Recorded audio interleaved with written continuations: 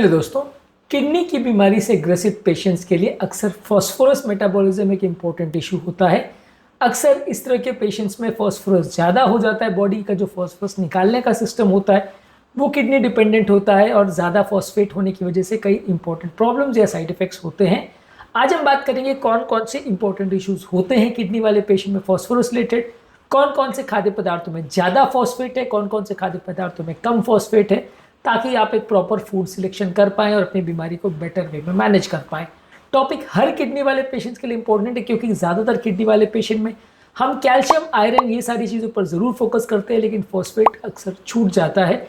इसका भी डिस्कस करना आवश्यक है। आज इस बात पर हम फोकस करेंगे। टॉपिक पर जाने से पहले जो लोग हमारे चैनल पर नए हैं उन्हें रिक्वेस्ट करूँगा कि चैनल को सब्सक्राइब करें, वीडियोज़ को लाइक करें, शेयर करें, फॉलो करें, कमेंट करें, पूरा देखें। टॉपिक बहुत इंपॉर्टेंट है, इसलिए इसे पूरा एंड तक देखिएगा। चलिए शुरू करते हैं इंपॉर्टेंट वीडियो।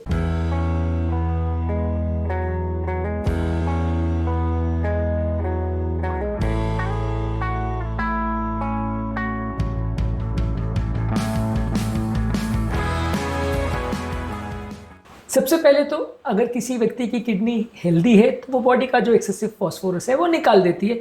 यदि किडनी अनहेल्दी है तो ये फॉस्फोरेट इकट्ठा होने लगता है।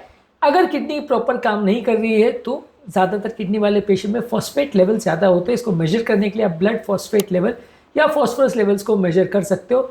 इसके अलावा अगर फॉस्फेट लेवल्स बहुत ज़्यादा होता है तो इससे आपको हड्डियों के डिसऑर्डर्स हो सकते हैं, आपको कार्डियोवास्कुलर प्रॉब्लम हो सकते हैं, नलियों में या अलग अलग टिश्यू में कैल्सिफिकेशन होने का या कैल्शियम जमा होने का प्रोसेस बढ़ सकता है, जो कि एक प्रॉब्लमैटिक इशू है। ज़्यादातर किडनी की बीमारियों वाले पेशेंट में रिकमेंड किया जाता है कि आप फॉस्फोरस कंटेंट दिन भर में 800 से 1000 मिलीग्राम्स पर डे से ज़्यादा ना लें। ये चीज़ डायलिसिस पेशेंट में भी फॉलो करनी होती है।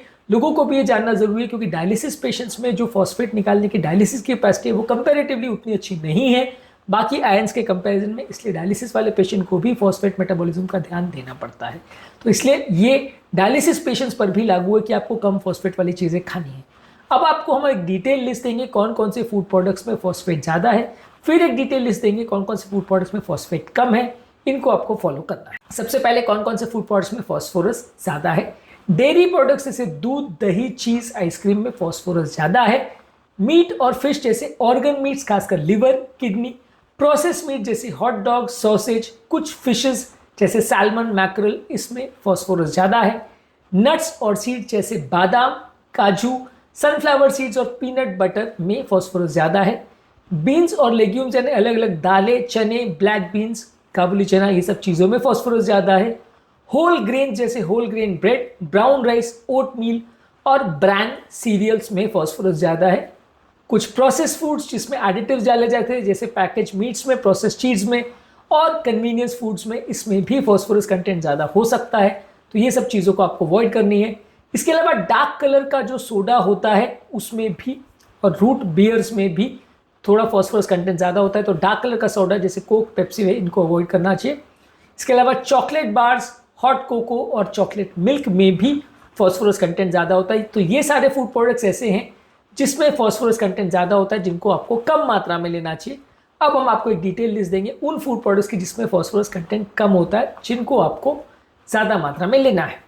इसमें फ्रूट्स जैसे एप्पल्स, बेरीज, चेरीज, अंगूर, पाइनएप्पल, वेजिटेबल्स जैसे खीरा, शिमला मिर्च, जुकीनी, फूल गोभी और लेटस, ग्रेन्स जैसे white bread, white rice, cornflakes और पास्ता, प्रोटीन्स जैसे egg whites, chicken breast, fish, lean beef और डेयरी सब्स्टिट्यूट जैसे राइस मिल्क और बादाम का मिल्क, इसमें कंपैरेटिवली लो फॉस्फोरस रहता है। बेवरेजेस जैसे क्लियर सोडा, नींबू पानी, वाटर, कॉफ़ी, ये सारी चीज़ें आप ले सकते हैं, इसमें फॉस्फोरस कंटेंट कम रहता है। इसके अलावा कुछ फॉस्फोरस बेस्ड बाइंडर्स होते हैं जो कि फॉस्फोरस की बॉडी में एब्जॉर्प्शन को प्रिवेंट करते हैं। इसमें कैल्शियम बेस्ड बाइंडर्स होते हैं, एल्यूमिनियम बेस्ड बाइंडर्स होते हैं, non calcium non aluminium based binders होते हैं जैसे सेविलामर और लैंथेनम। इनका प्रयोग कर सकते हैं। इनको खाने पीने के साथ आप ले सकते हैं ताकि गट में जो फॉस्फोरस कंटेंट खाने पीने में है वो अब्जॉर्ब ना हो। फाइनल टिप्स ये है कि आपको रेगुलर बेस पे मॉनिटरिंग करते रहना पड़ेगा कि खाने में बहुत ज़्यादा फॉस्फोरस तो नहीं जा रहा है। डाइटिशियन को कंसल्ट करना पड़ेगा कि जो खाद्य पदार्थ आप खा रहे हैं उसमें बहुत ज़्यादा फॉस्फेट तो नहीं जा रहा है। और यदि ज़रूरत है तो उसके लिए मेडिसिन भी लेना पड़ेगा और रेगुलर अपने डॉक्टर को, खासकर किडनी स्पेशलिस्ट को दिखाते रहना पड़ेगा। कुछ एडिशनल बोनस टिप्स हमारी तरफ से ये है कि ज़्यादातर पॉसिबल है खाना घर पे पकाएं तो ज़्यादा अच्छा है। इसमें आपका फूड पर थोड़ा बेटर कंट्रोल रहता है, आपको क्या खाना है क्या नहीं खाना है उसको बेटर वे में आप मैनेज कर सकते हैं।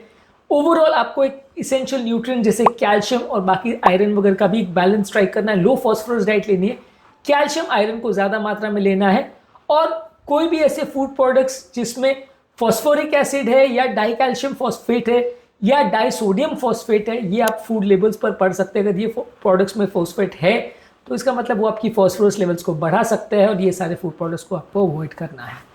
आज के टॉपिक में हमने बात करी फॉस्फोरस मेटाबॉलिज्म पर किडनी वाले पेशेंट्स में क्या इंपॉर्टेंस है, कौन कौन से खाद्य पदार्थ में फॉस्फेट ज़्यादा है, कौन से खाद्य पदार्थ में फॉस्फेट कम है और क्या क्या चीज़ों आपको ध्यान रखने की आवश्यकता है। उम्मीद करूंगा कि आज के टॉपिक में कुछ नया जानने को मिला होगा। किडनी पेशेंट में कैल्शियम मेटाबॉलिज्म पर और किडनी पेशेंट में आयरन मेटाबॉलिज्म पर हमने सेपरेट वीडियोस किए, इन्हें भी जरूर चेकआउट करें। टॉपिक एंड करने से पहले जो लोग हमारे चैनल पर नए हैं उन्हें रिक्वेस्ट करूँगा कि चैनल को सब्सक्राइब करें, वीडियोस को लाइक करें, शेयर करें, फॉलो करें, कमेंट करें, पूरा